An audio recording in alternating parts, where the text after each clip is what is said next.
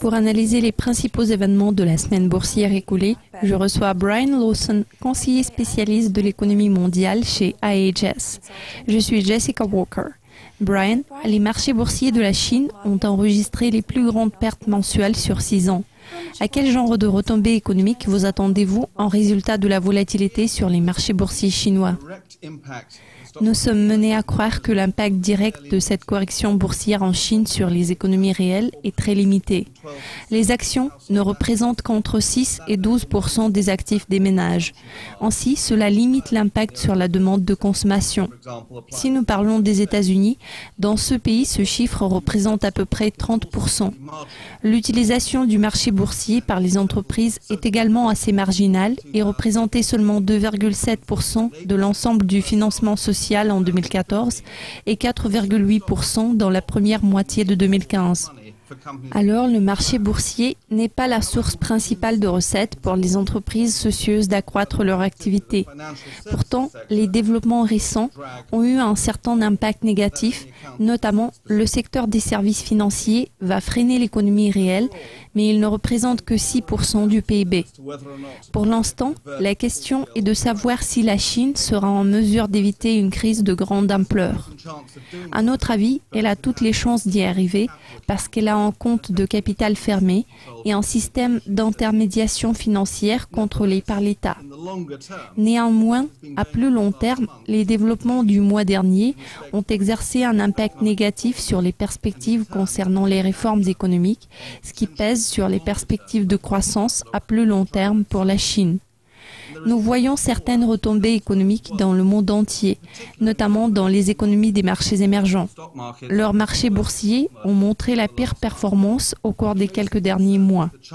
La préoccupation majeure concerne la poursuite du ralentissement du rythme de la croissance en Chine par rapport à son niveau actuel de 7%. Il devient donc très difficile pour les prix des matières premières de rebondir.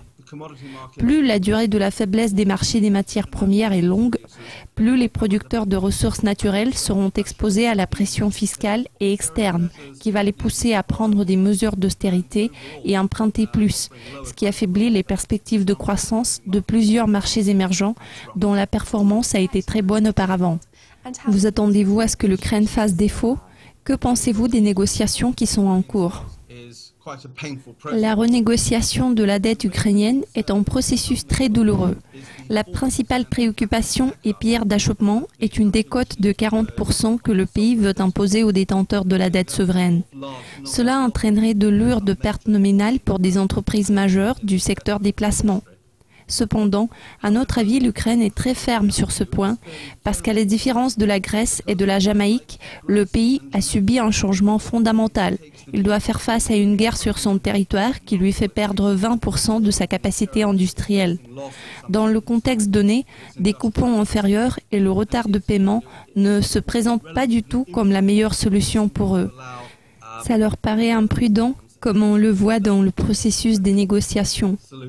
Nous avons vu quelques signes positifs la semaine passée, surtout en termes de Oshad Bank. La ministre des Finances Yarysko a annoncé lundi dernier qu'un accord concernant Oshad Bank serait atteint vendredi.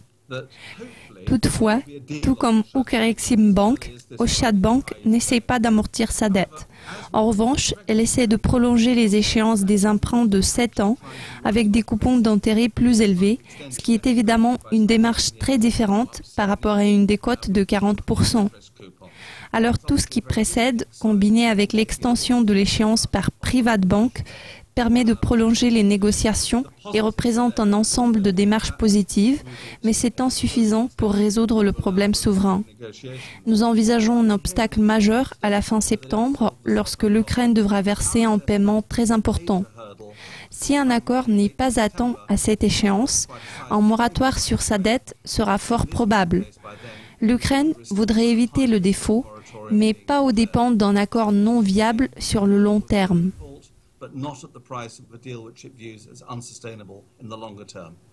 Finalement, la Réserve fédérale a réaffirmé sa confiance dans l'avenir de l'économie américaine. Elle s'apprête à relever les taux assez bientôt. Croyez-vous que la Fed ait raison d'être aussi confiante? Si nous regardons les indicateurs économiques récents émanant des États-Unis, nous pouvons déduire qu'ils sont tous assez solides. La croissance annuelle du PIB a été de 2,3% au deuxième trimestre. Le marché immobilier se porte très bien aussi. Les mises en chantier, les permis de construire, les ventes de logements et les prix de logements ont tous progressé au cours des derniers mois.